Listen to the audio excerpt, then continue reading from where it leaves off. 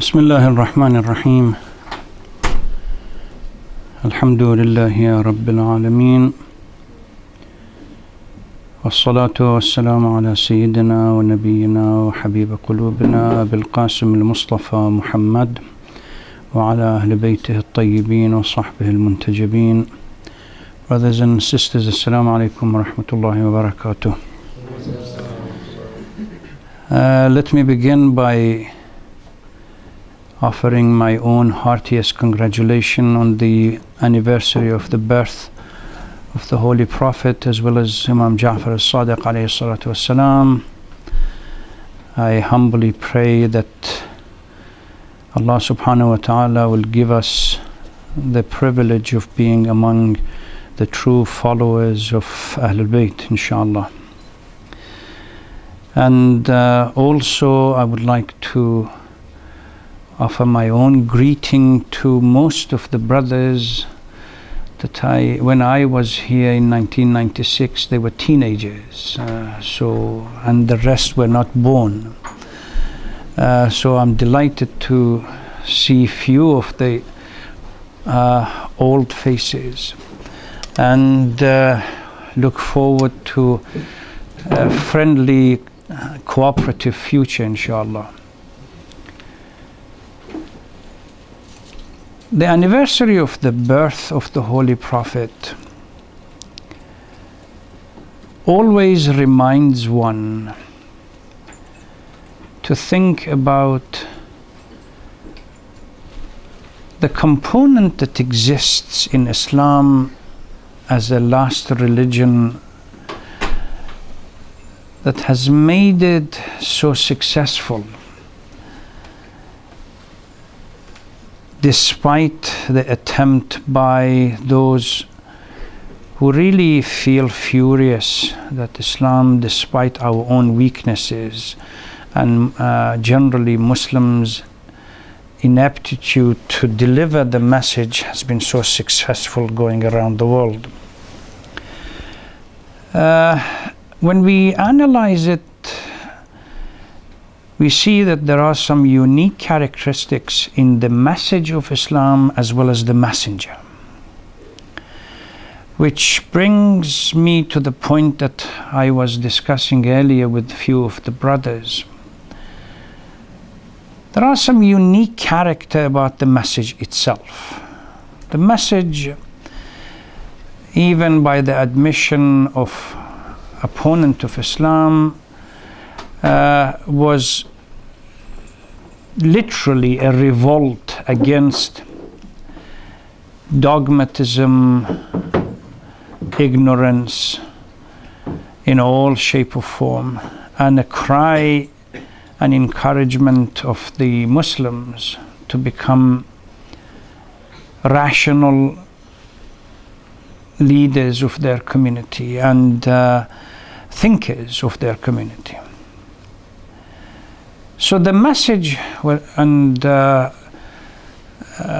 this verse in Surah الجمعة, هو الذي بعث في الأميين رسولا منهم, it's quite clear that Allah subhanahu wa ta'ala has sent a messenger among the most uncultured nation on earth, part of them with a huge responsibility to literally revolutionize their thinking.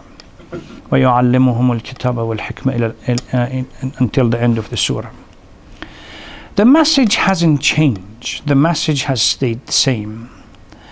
What has changed is the messenger, the role that the messengers would take in delivering that message, and how we adapt and methodology that we adopt in delivering that message. The Prophet of Islam, Muhammad, he delivered his responsibility, discharged his responsibility, and did whatever he could during his life. But as time goes on, that responsibility is given to the messengers that come after him to learn from his way of dealing with his society and to adapt a new methodology that would make that message accessible to the society that we live in today, be it in the East or in the West.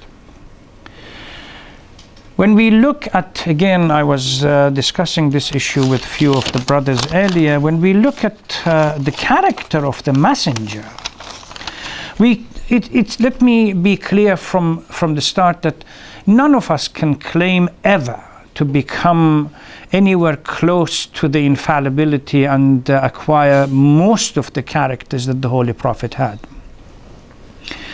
At least what we can adopt some of the characters that are critical for the success of our mission in this society.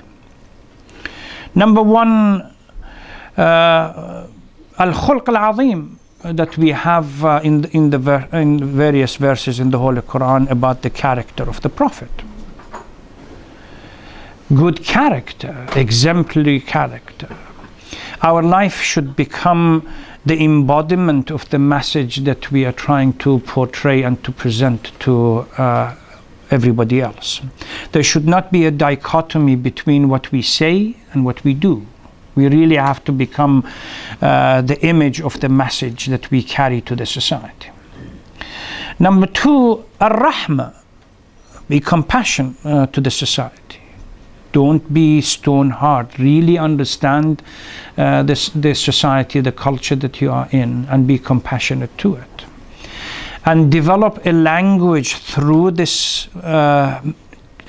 attribute of compassion that talks to people not top down in a condescending way, but really feeling where they are and coming with them. And understanding that there is a hadith from the fifth Imam Muhammed al-Baqir alayhi salatu wasalam, that he one day was walking in Medina in the marketplace with one of his disciples.